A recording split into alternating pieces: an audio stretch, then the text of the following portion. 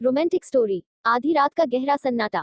दूर कहीं थोड़ी थोड़ी देर में कुत्तों के भौंकने की आवाजें उस सन्नाटे को चीर रही थी।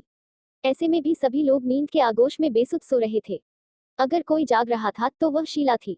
उसे चाहकर भी नींद नहीं आ रही थी। पास में ही रवि सो रहे थे। शीला को रहर कर रवि पर गुस्सा आ रहा था। वह जाग रही थी मगर वे चादर तान कर सो रहे थे। रवि के साथ शीला की शादी के 15 साल गुजर गए थे। वह एक बेटे और एक बेटी की मां बन चुकी थी। शादी के शुरुआती दिन भी क्या दिन थे। वे सर्द रातों में एक ही रजाई में एक दूसरे से चिपक कर सोते थे। न किसी का डर था न कोई कहने वाला। सच उस समय तो नौजवान दिलों में खिंचाव हुआ करता था। शीला ने तब रवि के बारे में सुना था कि जब वे कुंवारे थे तब आधी आधी रात तक दोस्तों के साथ गपशप किया करते थे। तब रवि की मां हर रोज दरवाजा खोल कर डांटते हुए कहती थी, रोज रोज देर से आकर सोने भी नहीं देता।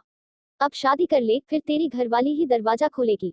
रवि जवाब देने के बजाय हंसकर मां को चिढ़ाया करते थे। जैसे ही रवि के साथ शीला की शादी हुई दोस्तों से दोस्ती टूट गई।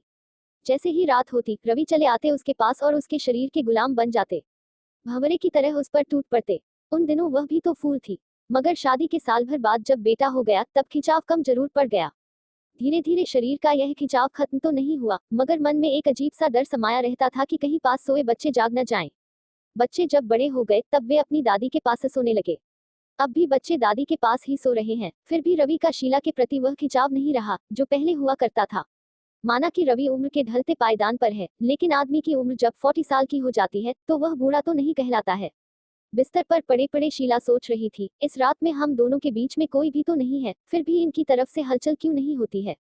मैं बिस्तर पर लेटी लेटी छटपटा रही हूँ मगर ये जनाब तो मेरी इच्छा को समझ ही नहीं पा रहे हैं। उन दिनों जब मेरी इच्छा नहीं होती थी तब ये जबरदस्ती किया करते थे। आज तो हम पति पत्नी के बीच कोई दीवार नहीं है फिर भी क्यों नहीं पास आते हैं।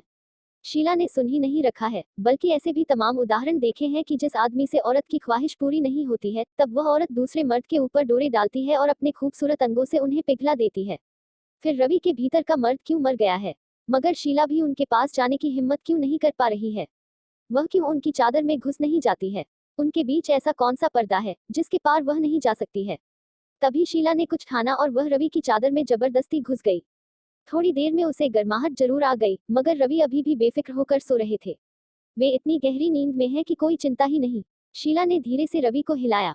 अधकचरी नींद में रवि बोले, शीला प्लीज सोने दो। मुझे नींद नहीं आ रही है, शीला शिकायत करते हुए बोली। मुझे तो सोने दो, तुम सोने की कोशिश करो। नींद आ जाएगी तुम्हें, रवि नींद में ही बड़बड़ाते हुए बोले और करवट बदल कर फिर सो गए। शीला ने उन्हें जगाने की कोशिश की मगर वे नहीं जागे। फिर शीला गुस्से में अपनी चादर में आकर लेट गई मगर नींद उसकी आंखों से कोसों दूर जा चुकी थी। सुबह जब सूरज ऊपर चढ़ चुका था तब तक शीला सोकर नहीं उठी थी। उसकी सास भी घबरा गई। सबसे ज्यादा घबराए रवि। माँ रवि के पास आकर बोली, देख रवि, बहू अभी तक सोकर नहीं उठी। कहीं उसकी तबीयत तो खराब नहीं हो गई। रवि बेडरूम की तरफ लपके। देखा कि शीला बेसुध सो रही थी। वे उसे झकझोरते हुए बोले, शीला उठो, सोने दो न, क्यों परेशान करते हो। शीला नींद में ही बड़बड़ाई। रवि को गुस्सा आ गया और उन्होंने पानी का एक गिलास भरकर उसके मुंह पर डाल दिया। शीला घबराते हुए उठी और गुस्से से बोली, सोने क्यों नहीं दिया मुझे। रात भर नींद नहीं आई, सुबह होते ही नींद आई और आपने उठा दिया। देखो कितनी सुबह हो गई। रवि चिल्लाकर बोले। तब आंखें मसल कर उठते हुए शीला बोली, खुद तो ऐसे सोते हो कि रात को उठाया तो भी न उठे और मुझे उठा दिया। इतना कहकर वह बाथरूम में घुस गई।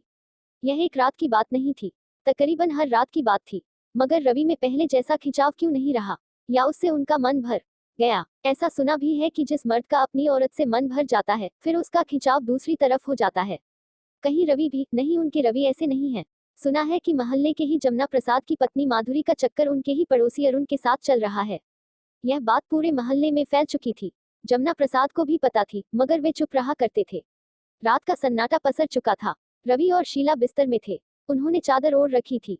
रवि बोले, आज मुझे थोड़ी ठंड सी लग रही है। मगर इस ठंड में भी आप तो घोड़े बेचकर सोते रहते हो। मैं कितनी बार आपको जगाती हूँ फिर भी कहाँ जागते हो। ऐसे में कोई चोर भी घुस जाए तो पता नहीं चले। इतनी गहरी नींद क्यों आती है आपको। अब बुढ़ापा आ रहा है शीला।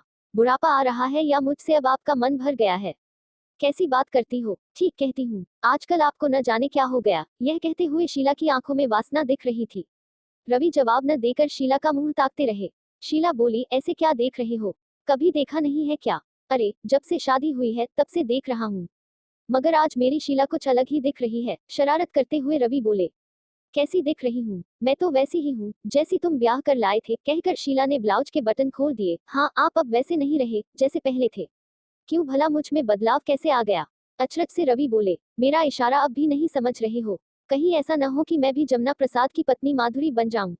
अरे शीला, जमुना प्रसाद तो ढीले हैं, मगर मैं नहीं हूँ, कहकर रवि ने शीला को अपनी बाहों में भरकर उसके कई चुंबन ले लिए।